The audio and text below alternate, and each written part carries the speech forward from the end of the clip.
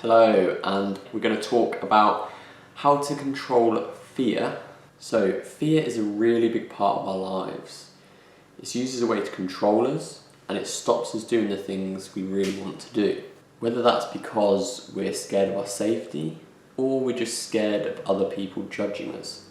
It's really normal, but it's just not practically placed in this day and age. It did as well back in the day, where the most fearful are probably the ones that were more likely to survive. They would have been the ones that would have run rather than not reacting and getting eaten by a predator.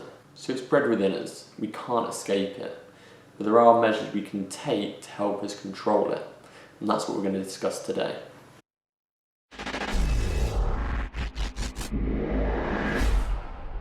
One of the really easy ways to control the fear within us is by not watching the news. Now, we live in the safest time of all of human history, but you just wouldn't think that, and that's mainly down to the news. I can pretty much guarantee that if you turn the news on this week, then you'll see a story that will give you a little hit of fear.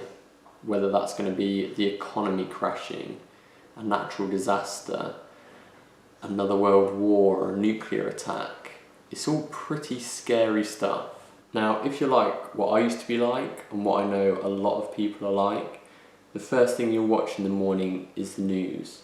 Now, this is the worst way to set your day up.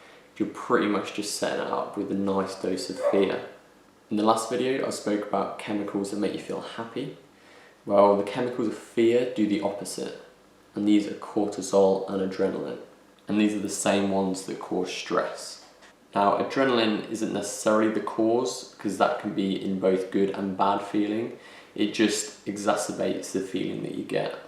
Cortisol, on the other hand, is the cause and is really bad in the body long term.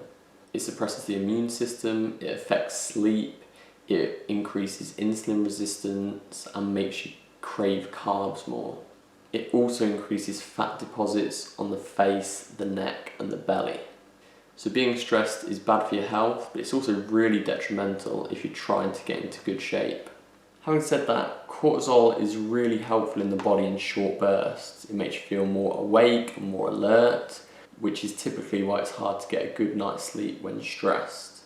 That burst is really good if you're trying to escape danger and survive. But in the modern world, we very rarely face those extreme circumstances. But the fear program is still very much built in, and the news knows how to tap into it. And we've adapted to pay a lot of attention to things that may affect our lives. And so this is what they give us. It keeps our attention and gets a lot of viewing figures for them. The world is fully connected. So the chances of something bad happening to someone somewhere in the world is going to be ridiculously high. So there's always going to be some news. Watching every day though just keeps your cortisol topped up, which is detrimental to you. They'll rarely show you good news because that will lose your attention. So stop watching the news, you'll be much better off for it. When I first did this, and the thought most people get, is that you won't know what's going on in the world. But really, the majority of things are just forgotten within a week or so they're really irrelevant. You're just saving yourself the stress. And if it's something really important, you're gonna find out. Somebody is gonna tell you, and that means then you can have an actual conversation with them to find out more about it.